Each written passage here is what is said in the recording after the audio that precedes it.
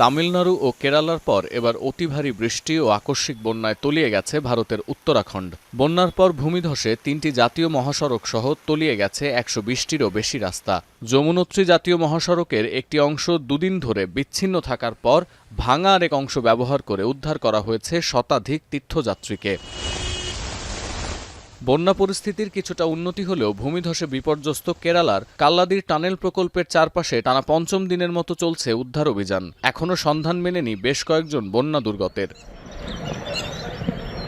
উত্তর পূর্বাঞ্চল বিশেষ করে আসাম এবং ত্রিপুরায় ভারী বৃষ্টিপাত অব্যাহত রয়েছে। উজানে অতি ভারী বৃষ্টির কারণে সৃষ্ট ঢলের প্রভাব পড়েছে বাংলাদেশের উত্তর পূর্বাঞ্চলেও। দিল্লি, মহারাষ্ট্র, গুজরাটে আকস্মিক বন্যা এবং জলাবদ্ধতায় বিপন্ন জনজীবন। হরিয়ানা এবং এর সংলগ্ন এলাকাগুলোতেও পরিস্থিতি বেশ নাজুক। ভারতশাসিত জম্মু ও কাশ্মীরে অতিবৃষ্টিতে প্লাবিত হয়েছে নদী, খাল এবং নিচু এলাকাগুলো।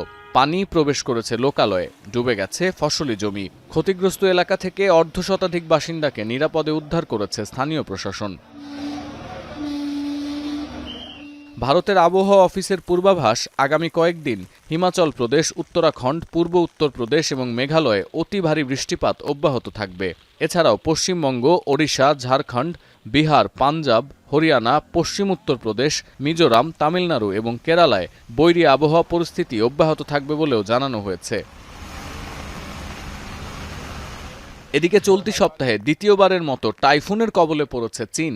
শনিবার সন্ধ্যায় প্রথমে উপকূলীয় শহর তাইঝৌতে আঘাত হানে শক্তিশালী টাইফুন বাভি। ওয়েনঝৌতে দ্বিতীয় আঘাত আসে মধ্যরাতের দিকে। এর জেরে অন্তত ২০ লাখ মানুষকে সরিয়ে নিয়েছে প্রশাসন। চীনের পর জাপানের কয়েকটি দ্বীপে আঘাত হেনে শক্তি হারিয়ে তাইওয়ানের উত্তর প্রান্ত ঘেঁষে বের হয়ে যায় টাইফুন বাভি। তবে বৃষ্টিবলয়ের মধ্যে থাকা বিপুল পরিমাণ আর্দ্রতার কারণে এখনও তীব্র বর্ষণের ঝুঁকি থেকে যাচ্ছে। সতীর্থ কর্মকার, এখন বিশ্ব।